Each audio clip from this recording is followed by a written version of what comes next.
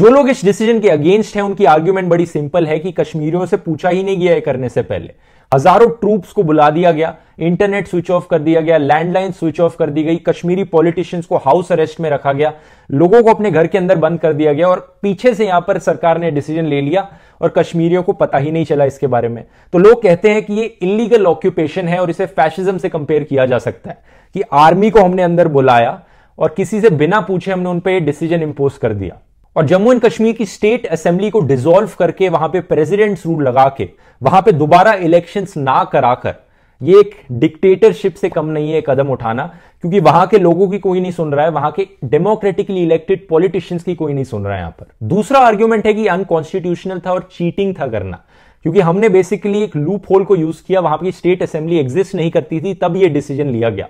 जैसे कि प्रशांत भूषण जी ने यहां पर लिखा है कि ये नहीं किया जा सकता था, ये सिंपली अनकॉन्स्टिट्यूशनल है। ये चीटिंग इसलिए है क्योंकि लोगों को बेवकूफ बनाकर रखा कि देखो 10,000 ट्रूप्स हम इसलिए ला रहे हैं क्योंकि एक आतंकवादी हमला होने का खतरा है यहां पर, लेकिन कोई खतरा नहीं था, ये पीछे से डिसीजन लिया जाना था इसलिए ये किया गया। तो लोगों को गुमराह करके रखा गया, यहां पर लोगों से बात छुपा कर रखी गई। काउंटर आर्ग्यूमेंट इसका यह है कि अगर लोगों को ये बताया जाता तो वायलेंस बहुत ज्यादा होता, इसलिए ट्रूप्स को अंदर लाना बहुत जरूरी था। और अगर ये लोगों को बताकर डिस्कशन करके किया जाता तो ये तो 70 सालों से चल ही रहा था।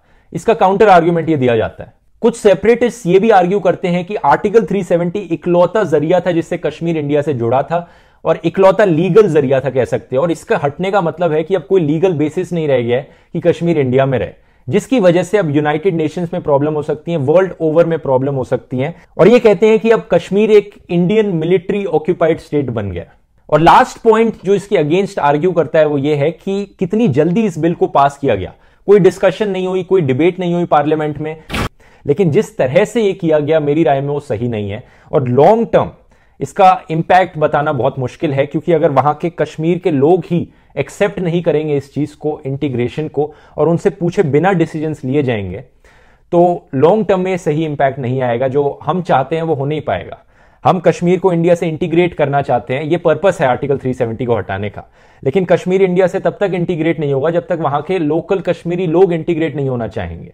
और अगर जबरदस्ती उन पर ऐसा कुछ किया जाएगा, उनसे पूछे बिना डिसीजंस लिए जाएंगे, तो मुझे लगता है ये करना और मुश्किल होता जाएगा यहां पर। तो जिस तरह से ये किया गया है मैं उसके कंप्लीटली अगेंस्ट हूं, लेकिन मैं इसके रिमूवल को सपोर्ट करता हूं। तो अगर ये आर्टिकल 370 को हटाने का डिसीजन कश्मीरी लोगों से पूछकर लिया जाता, कश्मीरी पॉलिटिशियन से कम पूछकर लिया जाता, वहां की स्टेट गवर्नमेंट से पूछकर लिया जाता, इलेक्शन कराने के बाद लिया जाता, तो बेहतर होता। लेकिन काउंटर आर्ग्यूमेंट इसका यह भी है कि शायद पॉसिबल ही नहीं हो पाता फिर ऐसा डिसीजन लेना। और जम्मू एंड कश्मीर को यूनियन टेरिटरी बनाने का जो डिसीजन है मैं इसके फेवर में नहीं हूं, क्योंकि इससे साफ दिखता है डेमोक्रेसी कम होती है। जिस सरकार को लोग चुनते हैं वो सरकार हर एस्पेक्ट में डिसीजन मेकिंग नहीं कर पाती, और स्टेट गवर्नमेंट और सेंट्रल गवर्नमेंट के बीच में कॉन्फ्लिक्ट्स होते हैं, तो इससे डेवलपमेंट रुकती है, डेवलपमेंट स्टॉल हो जाती है, सही तरीके से काम नहीं हो पाता इससे। Both. Even though the title of Article 370 in the Constitution says temporary, transitional and special provisions, it also says that the Constituent Assembly of J&K will take a call on whether to retain it or delete it. They decided to retain it. Yeah, but they could have just removed it later. It's been 70 years, more than 70 years. Well, they couldn't, because Constituent Assembly of J&K was dissolved in 1957.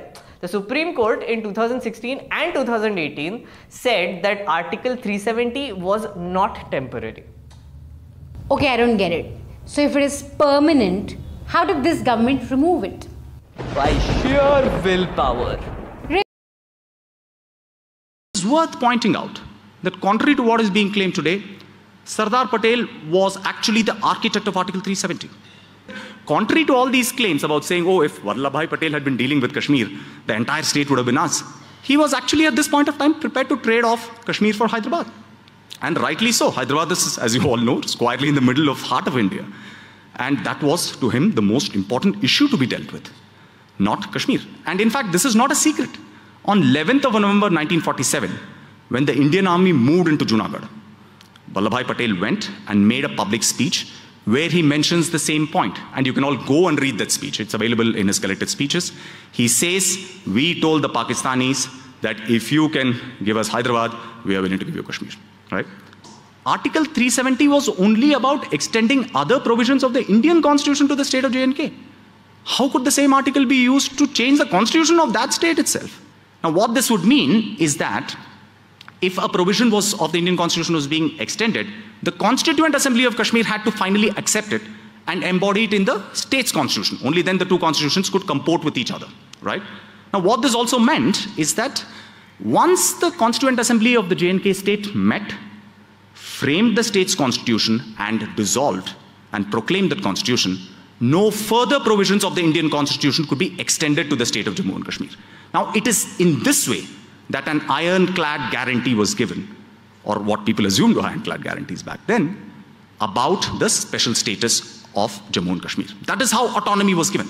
What the current attempt and attempts in the past are really about is to say that we need a nation state which is not just united in the sense of being one unified entity, but it's also homogeneous. Now that cuts against the fundamental vision of the Indian Constitution, which has always catered for lots of asymmetries, right? Those who get excited about Article 370, please go and read Article 371, which makes similar kinds of asymmetric provisions for a number of other states. Another argument that is being advanced, and this is what I began with, is that Article 370 somehow led to separatism and insurgency. You know, actually it's totally the other way around. It is the diminution, dilution, destruction of Article 370 which paved the way for the insurgency to happen. If investment is to happen in Kashmir, you need peace, security, and stability to come in the first place. If we are not going to have peace, security, and stability, believe me, Indian capital is not going to go to Kashmir. You know, capitalism can do many things, but nationalism cannot balance out your books. So let me just finish by saying that Kashmir is at a very crucial juncture in its history. And at this point of time, I think it is important for us to understand its real history, rather than swallowing myths, facile arguments, and propaganda. On January 24th, 1950, the Constituent Assembly of India, meeting for the last time, had merely adjourned itself sine die, that is, with no set date for its next meeting. By contrast, the J&K Constituent Assembly resolution on its last day was, quote, "Today this historic session ends, and with this the Constituent Assembly is dissolved according to the resolution passed on 17th November 1956. The idea, clearly, was that with the dissolution of the J&K Constituent Assembly, the temporary nature of Article 370 was rendered permanent, since the only body capable of effacing or amending it would no longer exist. This interpretation was upheld by a constitution bench of the Supreme Court in 1959 in Premnath Kaul versus the state of J&K.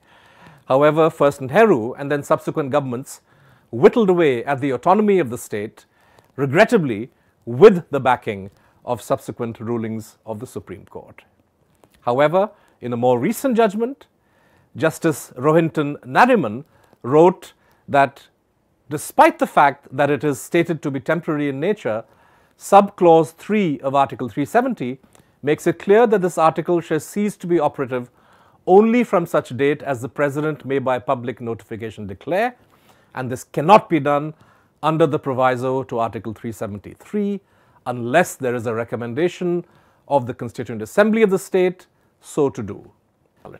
What about the unilateral conversion of the state of Jammu and Kashmir into a centrally run union territory and its bifurcation? Well, under Article 3 of the Constitution, this too is surely not permissible. Article 3 of the Constitution says that before Parliament can consider a bill that diminishes the area of a state or changes its name, the bill must be referred by the President to the legislature of that state for expressing its views thereon.